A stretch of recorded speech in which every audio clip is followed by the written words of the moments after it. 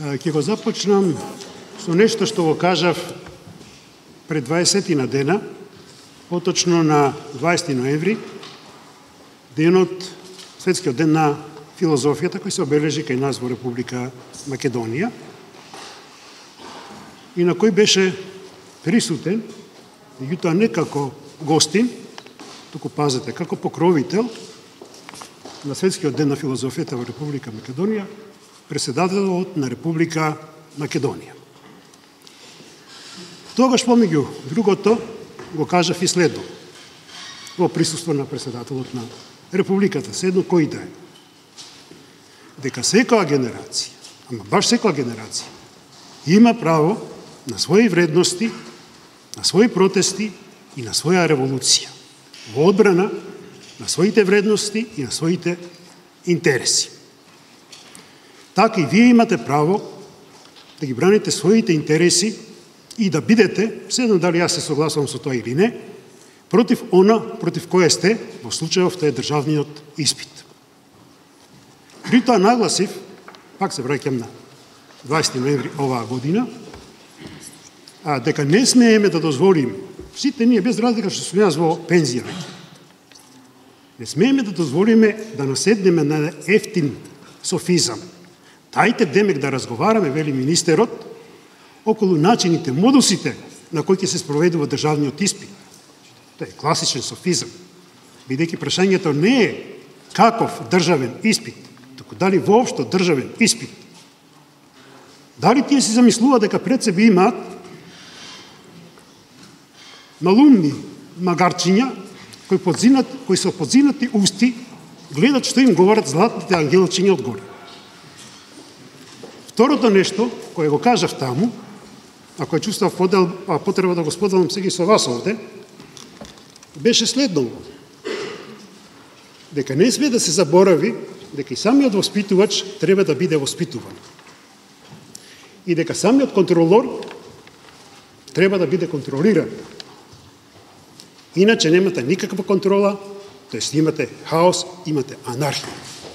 А ако имате анархија, тогаш е се дозволено. А таквата состојба ќе не врати во оно што Хобс, барем Хобс, ако не и претходно, се означуваше како природна состојба во кој секој на секого е волк. Сега конкретно околу идејата за државниот испит. Според мене таа е несватлива. Не навлегувам во правните димензии. Воведувањето на државен испит е заправо изразување на недоверба, директна недоверба, како кон професорите, така и кон студентите. Тоа значи дека контролорите сакат пак да не контролираат, но се постава прашањето, кој нив ќе ги контролира? Од друга страна, таа теза, дека секој кој нема да го положи државниот испит, е прашање дали воопшто нешто знае, е теза чисто инквизиторска, според која секој е виновен, се дека не го докаже обратното.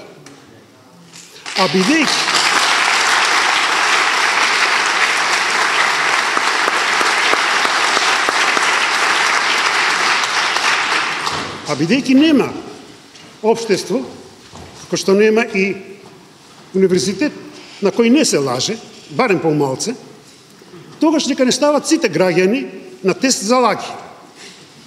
Да ја проверат дали ние кажуваме вистината или не. Значи, идејата за воведување на државен испит која изразува недоверба и кон професорите и кон студентите, би требала во наредниот чекор да го направи следното. Сите на тест за лага. Детектор за лага. Бидејќи сите сме лажни и грешни. Понатаму, ова идеја за државен испит за мене е неприфатлива и од следниве причини. Прво, во текот на студиите нешто полагате испити, полагате колоквиуми, полагате тестови, на кои веројатно се проверува вашето знаење, што би се проверувало таму. Понатаму изработувате семинарски работи, изработувате библиографија, изработувате есеи, на крајот дипломирате И тоа е дел од оно што се означува континуиран процес на студирање. И сега некој му текнало, покрај сите овие форми на проверување на знањата, да воведува државен испит, да се знае кој е газда во куќата. Ништо повеќе освен тоа.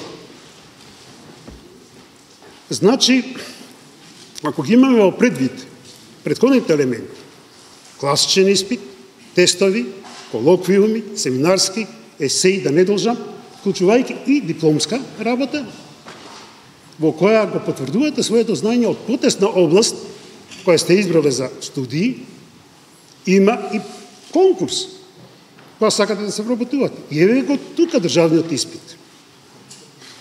Газдата едноставно ќе го провери вашето знаење. Ќе види дали вие одговарате или не одговарате.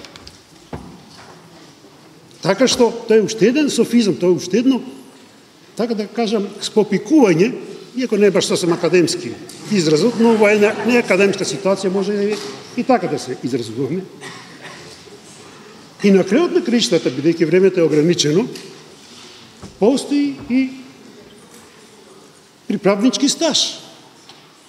Значи сте дипломирале со сите оние елементи, со сите оние филтри, испити, колоквиуми и така натаму, со дипломска. И на крајот имате приправнички стаж. Пак тука ќе се покаже дали вие знаете или не знаете. Тоа значи дека на стопанството некој сака да му ги земе ингеренциите. Ја како стопанственик, јас сакам лично да се уверам колку вие знаете. А тоа ќе го проверам во текот на вашиот приправнички стаж. И има уште многу други аргументи на кои би укажал, на колку би имал време, кои говорат дека државниот испит едноставно е безсмислен. Или е смислен во однос на еден слој за општеството. Но за поголемиот е целосно безсмислен. Овие студентски протести, кои деновиве се случуваат, не се први. Ништо со нас не почнува и ништо за среќа со нас не завршува. 1977 година, односно, извинувам, 1997 година, исто така имаше студентски немири. Пред собранието беа поддржани дел од професорите. Дел од тие професори бев и јас. Ги посетив студентите следно зашто протестираа. Ги посетив во нивниот камп, во нивните шатори. Денеска се тие или во собрание, некои беа дури и министри, некои се уште министри. И сега велат, немате право. Па јас реков на почетокот, секоја генерација има право на свој протест, на своја револуција. Според тоа, не сме тоа да не декуражира. Бидејќи во крајна линија, уште 1903 година во полемиката со Ленин, Роза Луксембург го предупредува Владимир Илич. Слободата не е слобода за оние кои исто мислат. Слободата е секогаш слобода за оние кои различно мислат. Според тоа, дозволете на секоја генерација да има свој протест. Морам да кратам, тие што слушале кај мене предавање знаат дека некој пат, седно како предавање да сум држал, не сум носил со себе текст уште помалку подсетник, но бидејќи заради ограниченоста на времето и сложеноста на тематиката за која говориме, јас ова го направив. Така што нешто кратам. Една од страшните работи која се случува, така барем некој велат, е што на студентите се приклучувале и граѓани, вклучувајќи и професори. Јас прашувам, каде требаше да бидат професорите на 20. октомври 1941 година, кога гимназијалците ги стрелаа во Шумице во Крагуевац? Треба да седат дома, да се кријат по подруми, или треба да го направат оно што го направија? Застанаа со студентите и со учениците и беа стрелани. Има некои вредности кои се трајни. Точно е дека времето минува. Точно е дека ние минуваме низ времето. Но вредностите, барем некои вредности, остануваат. Тие вредности од Крагуевац